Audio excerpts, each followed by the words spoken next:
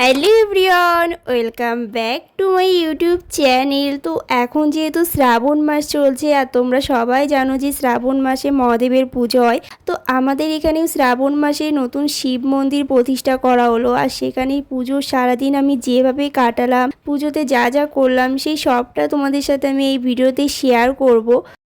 ভিডিওটা এখানে আমি আগের দিন রাত থেকেই কন্টিনিউ করছি। আমরা যারা যারা উপোস ছিলাম সবাই মিলে এক জায়গায় খিচুড়ি প্রসাদ রান্না করে খাওয়া হয়েছিল। এরপর পরদিন সকালে এই যে প্রথমে আমি ঘরের পুজোটা দিয়ে নিচ্ছিলাম। এরপর ঘরের পুজোটা দেওয়া হয়ে গেছিলো, আর এখানে আমরা সবাই মিলে এই যে এরপর মহাদেবের জন্য মালা গেঁথে নেওয়া হচ্ছিলো। অনেক ফুল বেলপাতা সব তোলা হয়েছিল, সেগুলো দিয়ে এখানে এই যে মালা গেঁথে নেওয়া হচ্ছিলো। আর এরপর বাড়িতে এসে আমি কিছুক্ষণ আমার পুচকুর সাথে টাইম স্পেন্ড করি।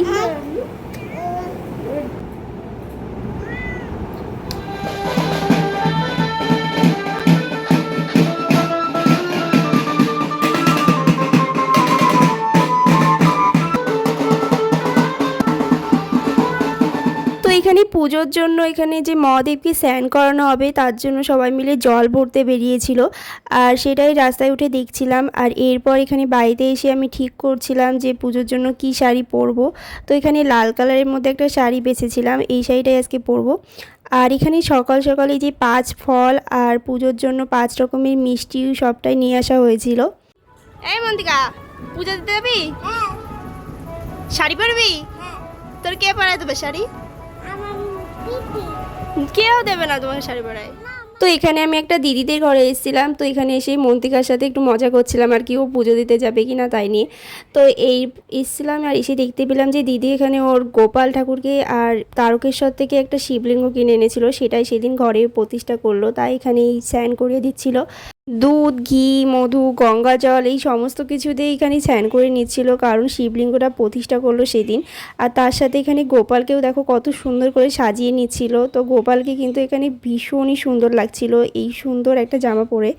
এখানে গোপালকে রেডি করিয়েও পুজোটা কমপ্লিট করে নেয়। আর এখানে আমি এসেছিলাম শাড়ি পরার জন্য দিদিদের বাড়িতেই, তো এখানে এই যে প্রথমে পরিয়ে দিচ্ছিল আর এরপর এখানে আমাকেও পরিয়ে দিয়েছিল। তো এখানে শাড়ি পরে রেডি হয়ে বাড়িতে চলে এসেছিলাম, আর এরপর এখানে এই যে পুজো দিতে যাবার জন্য আমি এখন বেরাবো। তো এখানে কিন্তু আমরা বেরিয়েও পড়েছি পুজো দিতে যাবার জন্য। আর এরপর কিছুটা পথ এই বাগান পার করে যেতে হবে, তাই এখানে দেখো দেখতে পেলাম যেতে যেতে রজনীগন্ধা ফুল হয়েছিল, তাই এখান থেকে একটা রজনীগন্ধা ফুল তুলে নিচ্ছিল। এরপর কিন্তু আমরা পুজোর এখানে পৌঁছেও গিয়েছি, আর এসেই দেখতে পেলাম যে সবাই এখানে এই পুজোর ফল প্রসাদ সব রেডি করছিল। আর এখানে এরপর আমিও নিজের যে প্রসাদটা এনেছিলাম সেটা দিয়ে দিলাম।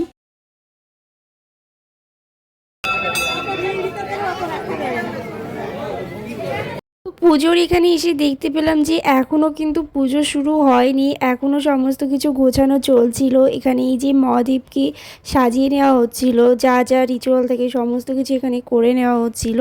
তো পুজোটা শুরু হওয়ার কথা ছিল 1টা থেকে, কিন্তু শুরু হতে হতে 3টে বেজে গেছিলো, বেশ অনেকটা লেট করেই শুরু হয়েছিল। আর এখানে এরপর এই যে আমাদের সবাইকে যারা পুজোয় উপোস ছিলাম, তো এখানে তিলক কেটে দিচ্ছিল। আর এরপরেও বেশ কিছুক্ষণ আমরা বসে থাকি সবাই মিলে, তারপরেও পুজো শুরু হচ্ছিল না। আর এর মাঝেই দেখো আকাশে দেখতে পেলাম যে আকাশটা পুরো মেঘলা করে এসেছিল, বেশ ঝড় হাওয়া মতনও ছাড়ছিল। তো এখানে কিন্তু পুজোতে বসে এই যে আমরা এখনও বসেই আছি। আর এরপর এখনও কিন্তু পুজোর সমস্ত কিছু গোছানো চলছে, আর এইদিকে আকাশের অবস্থা খারাপ হতেই থাকছে, মেঘলা করে রয়েছে খুব। আর এর মাঝেই যে ঘটনাটা ঘটে সেটাও তোমাদের সাথে কিছুটা শেয়ার করি।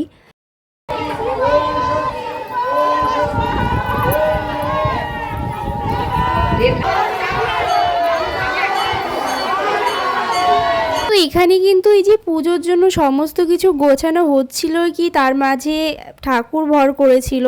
তো এখানে কিন্তু আমি পুরো ভিডিও ক্লিপসটা ব্লার করে দিয়েছি, কারণ আমার মনে হয় কিছু জিনিস চোখে দেখা পর্যন্তই ঠিক আছে, সব জিনিস এইভাবে সোশ্যাল মিডিয়ায় দেওয়া উচিত নয়।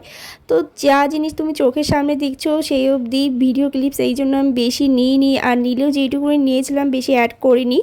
তো যেটুকুনি অ্যাড করেছি ব্লার করে দিয়েছি। আর এই যে এরপর এখানে সমস্ত কিছু ঠিক হয়ে গেলে এরপর এখানে পুজোর সমস্ত কিছু গোছানো রেডি হয়ে গেছিলো। তো এখানে ফাইনালি এরপর আমরা অঞ্জলি দেবো, তার জন্য এখানে অপেক্ষা করছিলাম। তো এরপর কিন্তু আমরা পুজোটা দেওয়া কমপ্লিট করি। আর এই যে পাশেই কিন্তু মন্দিরের পাশেই এখানে যে শিব ঠাকুরগুলো দেখছো এই গাছের নিচে, আগে কিন্তু এই শিব ঠাকুরগুলো এখানে ছিল, এখানেই সবাই পুজো করতো। তার পাশে এখানে নতুন করে শিব মন্দিরটা প্রতিষ্ঠা করা হয়। আর এরপর পুজো কমপ্লিট হয়ে গেলে এখানে এই যে আমরা সবাই মিলে এরপর উপোসটা ভঙ্গ করলাম প্রসাদ খেয়ে। তো এখানে খিচুড়ি প্রসাদ রান্না করা হয়েছিল। আর এরপর এখন আমরা ফাইনালি বাড়ির দিকে যাব, কিন্তু মাঝে যে বৃষ্টি হয়েছিল তার জন্য রাস্তা পুরো কাদা জল জমে গেছে। আর রাস্তাটাও বেশি ভালো না, তার জন্য আর কি আরও শাড়ি পরে ভীষণ প্রবলেম হচ্ছিল আসার সময়। তো যাই হোক কোনো রকমে এই রাস্তাটা পার করি। আর তো এখানে রাস্তাটা এতটাই কাদা হয়ে গেছিলো যে এখানে আমাদের পার করতে ভীষণই অসুবিধা হচ্ছিল।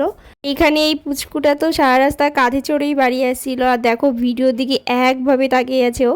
এরপর ফাইনালি আমরা কাদা রাস্তা ছেড়ে এখানে ভালো রাস্তাতে উঠেছি। তো এখন ডিরেক্ট বাড়ির দিকেই যাব। আর আজকের মতন ব্লগটা এখানে এন্ড করছি, দেখা হচ্ছে নেক্সট কোনো ভিডিওতে।